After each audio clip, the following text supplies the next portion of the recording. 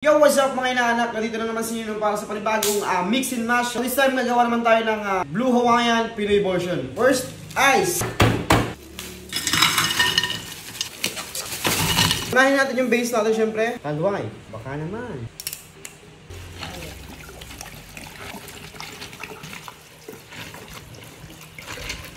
Mixer natin, meron tayong pineapple, konti.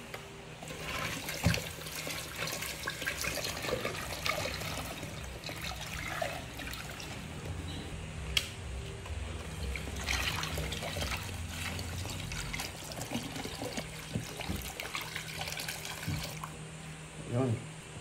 Tapos syempre hindi mawawala yung ating lemon juice. So pili lang ako ng kalamansi. Dilute lang natin o dissolve lang natin.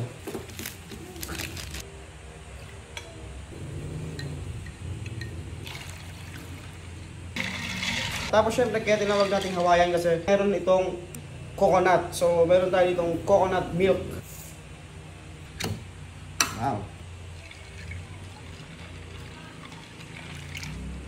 Nagtataka ba kayo kung bakit Blue Hawaiian pero hindi siya blue?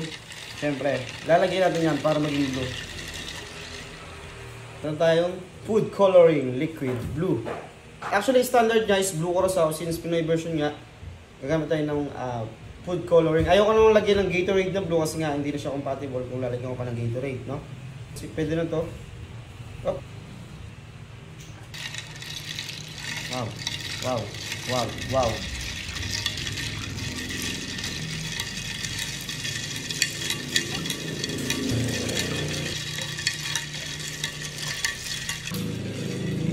There you go. So, meron na tayong Blue Hawaiian Pinoy version or budget friendly. So, ayun sa gustong gayahin to, napaka-basic na ng mga component natin.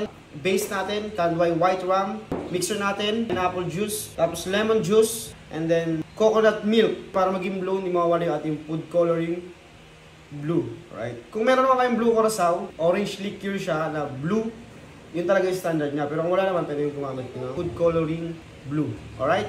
Gusto gayahin to? Sundin nyo lang step by step and huwag nyo kalimutang itag si Ninong kapag ka inuman na.